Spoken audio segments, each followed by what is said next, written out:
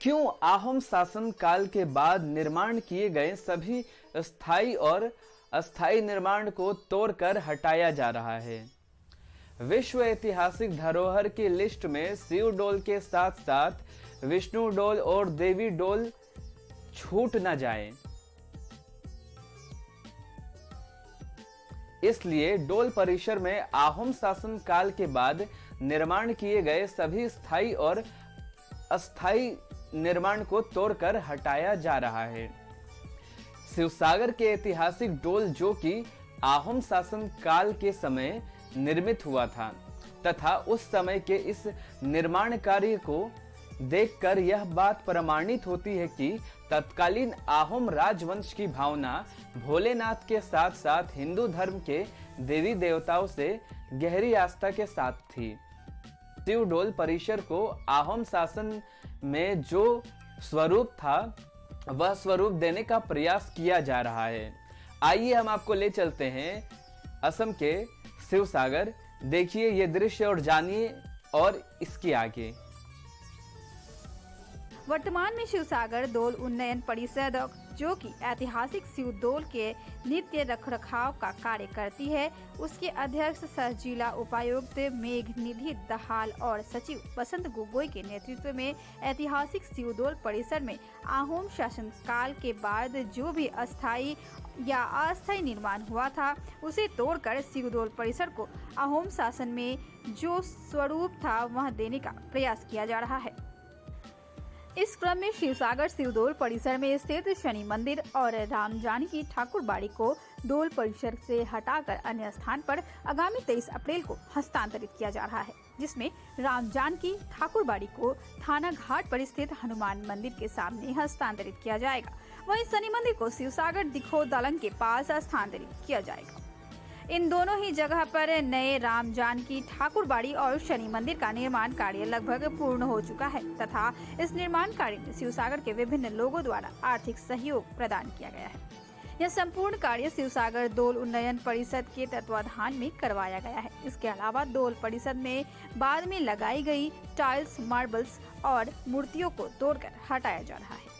इस अभियान के तहत विष्णु डोल के भूभाग में मार्बल टाइल्स को तोड़कर हटा दिया गया है और अब शिवडोल के भूभाग में मार्बल और टाइल्स को तोड़कर हटाया जा रहा है। यही नहीं, आहोम शासन काल के बाद में वहां पर स्थापित की गई शिवलिंग, नदी आदि को भी हटाया गया है।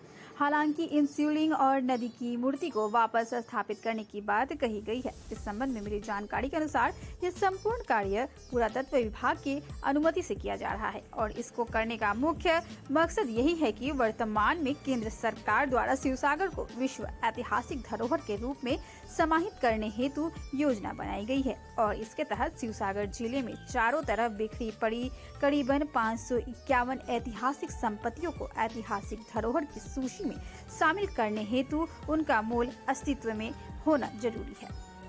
शिवडोल और डोल परिसर में आहोम शासन काल के बाद काफी कुछ बदली होने के कारण शिवडोल, विष्णु डोल और देवी डोल विश्व ऐतिहासिक धरोहर की सूची में आने से बाहर हो जाने की संभावना है।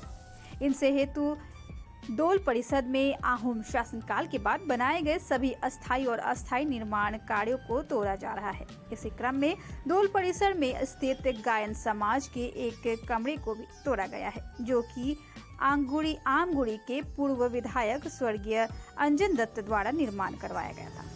उल्लेखनीय है कि इससे पहले शिवडोल परिसर में स्थित कई पेड़ों को काटकर हटाया गया था और इस संबंध में डोल उन्नयन परिषद के दलील दी थी कि इन पेड़ों की जड़ों द्वारा ऐतिहासिक धरोहर को नुकसान पहुंचाने की संभावना के मद्देनजर भारतीय पुरातत्व विभाग से अनुमति लेकर इन्हें काटा गया है।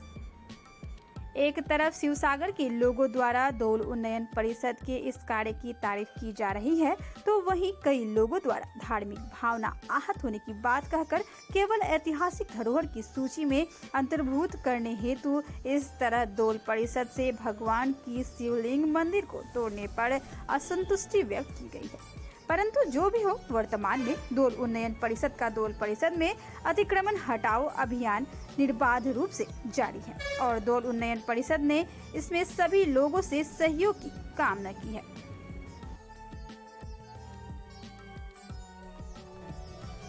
विश्व ऐतिहासिक धरोहर की लिस्ट में शिवडोल के साथ साथ विष्णु डोल और देवी डोल का शामिल होना असम के साथ साथ पूरे भारत के लिए गर्व की बात होगी।